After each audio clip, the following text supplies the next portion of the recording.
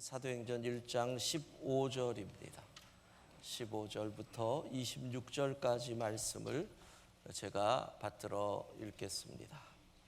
모인 무리의 수가 약 120명이나 되더라. 그때 베드로가 그 형제들 가운데 일어서서 이르되, 형제들아, 성령이 다윗의 입을 통하여 예수 잡는 자들의 길잡이가 된 유다를 가리켜 미르 말씀하신 성경이 응하였으니 마땅하도다. 이 사람은 본래 우리 수 가운데 참여하여 이 직무의 한 부분을 맡았던 자라.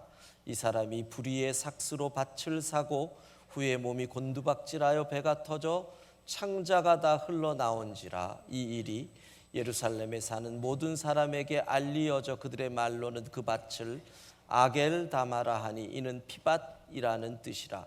시편에 기록하였으되 그의 거처를 황폐하게 하시며 거기 거하는 자가 없게 하소서 하였고, 또 일렀으되 그의 직분을 타인이 취하게 하소서 하였도다.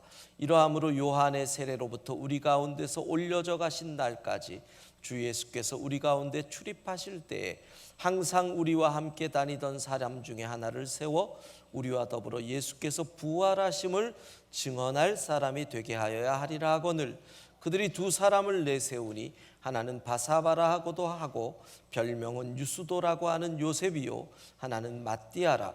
그들이 기도하여 이르되, 뭇사람의 마음을 아시는 주여, 이 두 사람 중에 누가 주님께 택하신 바 되어 봉사와 및 사도의 직무를 대신할 자인지를 보이시옵소서.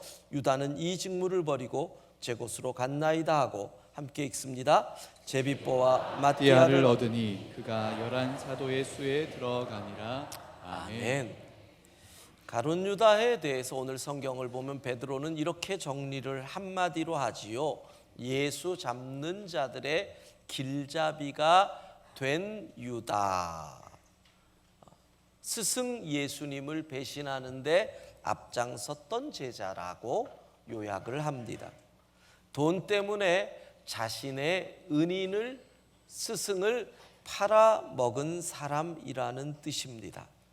여러분, 그런데 가룟 유다가 정말 예수님을 배신하고 싶어서 배신을 한 걸까요? 그는 예수님을 배신하려고 계획했던 것은 결코 아닐 것입니다. 상황이, 환경이 그렇게 만들어 간 것이겠지요. 오늘 우리는 가룟 유다를 통해서 배워보려고 합니다. 반면교사. 가룟 유다는 왜 이렇게 되었을까요? 조금 비약을 해봅시다.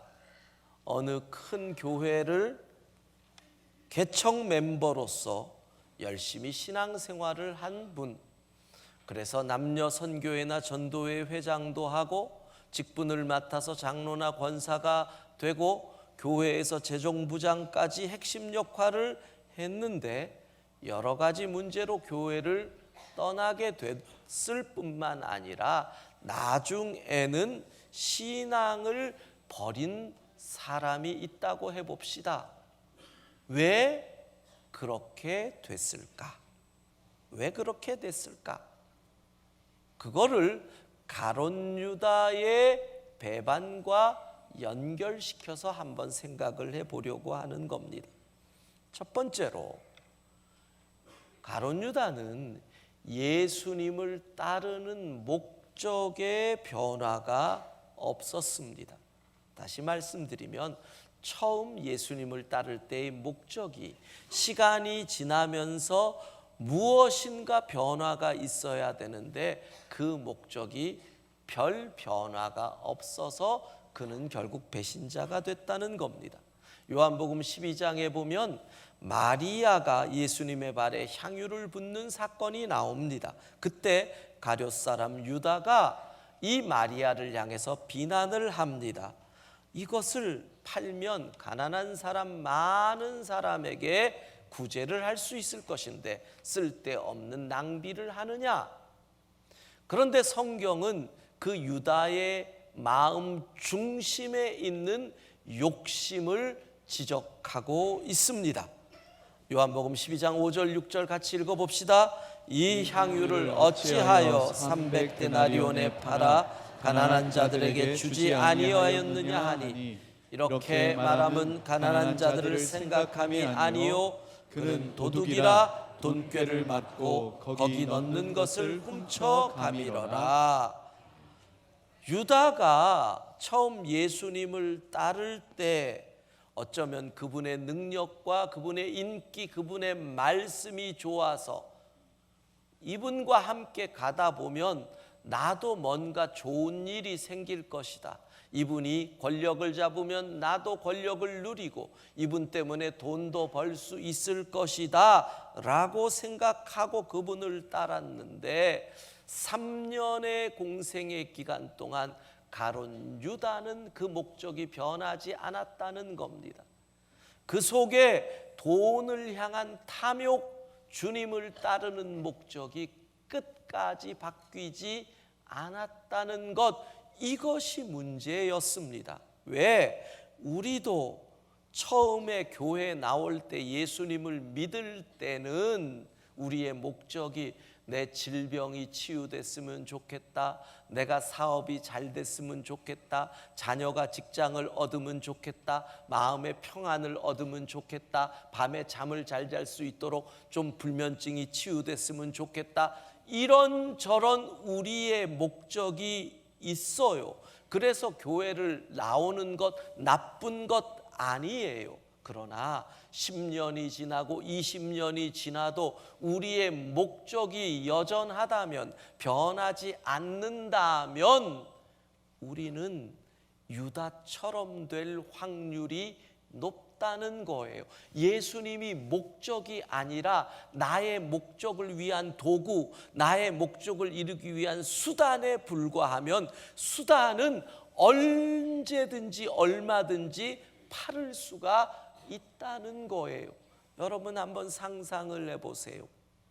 교회의 목적, 예수님을 따르는 목적이 아니라 다른 목적으로 들어왔어요. 10년, 20년 계속했어요. 그러다 보니 직분을 받아요. 장로가 되고 권사가 돼요. 근데 여전히 처음과 그 목적이 변화되지 않는다. 이거는 비극이에요. 무서운 일이에요. 예수님을 팔 수 있는 비극이 일어난다는 거예요. 예수님을 따르려면 어떻게 해야 됩니까? 마태복음 16장 24절 같이 읽습니다. 이에 예수께서 제자들에게 이르시되 누구든지 나를 따라오려거든 자기를 부인하고 자기 십자가를 지고 나를 따를 것이니라. 아멘. 예수님을 따르는데 10년이 지났다 그러면 내 목적, 내 생각이 그래도 못해도 30-40%는 비워지고 그 속에 예수님의 목적, 예수님의 생각이, 예수의 십자가가 채워져야지요.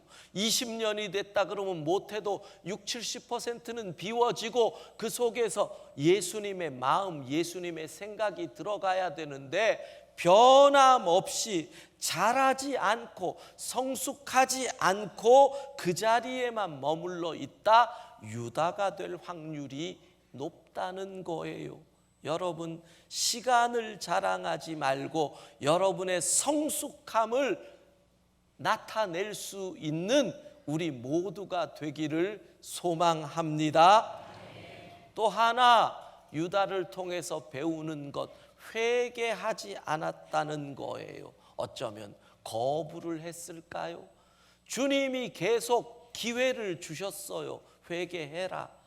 계속 기회를 주셨어요. 근데 회개하지 않았어요. 제가 계속 예배 때마다 깨라 기회를 주는데도 계속 자요. 더 이상 얘기 안 하겠어요. 성경을 보면 가룟 유다에게 적어도 3번은 회개의 기회가 주어졌어요. 한 번은 오늘과 같은 성찬의 시작인 마지막 유월절 식사 때 예수님이 너희 중에 하나가 나를 판다. 누굽니까? 그때 주님이 나와 함께 그릇에 손을 넣는 그가 나를 팔리라. 손 놓다가 가룟 유다가 깜짝 놀래서 접니까? 그래, 네가 말했다. 그 말은 뭐예요? 지금이라도 돌아와라. 지금이라도 회개하면 기회가 있다. 근데 유다는 그 경고에도 그냥 계속 갔어요. 돌아서지 않았어요. 겟세마네 동산에서 기도하신 이후에 유다가 대제사장의 종들을 데리고 예수님을 잡으러 올 그때 예수님에게 입을 맞추는 게 사인이에요. 그들이 예수님의 얼굴을 모르니까 유다가 입을 맞추면 예수님으로 잡는 거예요. 그때 베드로가 예수님을 보호한답시고 칼을 들어서 잡으러 오던 대제사장에게 종에게 휘두르니까 귀가 잘려서 떨어져요. 예수님이 놀라운 일을 행하시잖아요. 그 귀를 붙이는데 종의 귀가 온전해졌대요. 여러분, 이걸 봤어도 유다가 회개해야 되는 거 아니에요? 예수님이 그 순간에, 내가 잡으러 오는 예수님이 그 순간에 떨어진 귀를 온전하게 만드셨다. 이 정도만 봐도 와, 내가 정신 차리자 그래야 되는데 유다는 그때도 돌이키지 않아요. 마지막에 결정적인 찬스가 한 번 더 있어요. 마태복음 27장 3절 같이 읽습니다. 그때에 예수를 판 유다가 그의 정죄됨을 보고 스스로 뉘우쳐 그 은 30을 대제사장들과 장로들에게 도로 갖다 주며 스스로 뉘우쳤대요. 후회했대요. 가슴 아파했대요. 어느 정도로 가슴 아파한 줄 아세요? 스스로 목숨을 끊을 정도로. 그러나 후회만 한 거예요. 죄에서 돌이키지 않았어요. 여러분, 회개가 뭐예요? 잘못을 뉘우치고 고친다. 회자는 뉘우칠 회자예요. 개자는 고칠 개자예요. 우리의 문제는 우리는 회에서 멈춘다는 거예요. 맨날 뉘우쳐요. 맨날 울어요. 맨날 가슴 아파해요. 맨날 안 그럴 걸 그래요. 거짓말 한 다음에 거짓말 안 해야지. 그리고 또 해요. 욕 안 해야지. 또 해요. 매번 회에서 끝이 나요. 개로 안 간다는 거예요. 온전한 회개가 이루어지지 않는 거예요. 여러분, 죄를 지은 것에서 아파하는 것으로 끝나는 것이 아니라 죄에서 멀리해서 다시 하나님 앞에 바로 서는 것, 회개에 합당한 열매를 맺을 수 있기를 바랍니다. 많은 사람들이 여기서 문제가 생겨요. 우리의 삶이 그렇잖아요. 술을 마시고 새벽에 일어나면서 머리가 아프면 다시는 술 마시나 봐라. 또 가잖아요. 응? 거짓말하다가 크게 당하고 나면 거짓말하지 말아야지. 또 해요. 왜? 개로 안 가는 거예요. 여러분, 기회 주셨을 때 온전히 회개하지 않으면 우리도 유다가 될 확률이 높다는 말씀이에요. 유다, 죄책감, 가슴 아픔, 눈물, 후회. 그러나 고치지 못했고 결국은 비극의 주인공이 되었어요. 회개의 기회가 언제까지 주어지는 게 아니에요. 끝까지 주어지는 게 아니에요. 어느 날 그 기회가 끝날 수 있다는 거예요.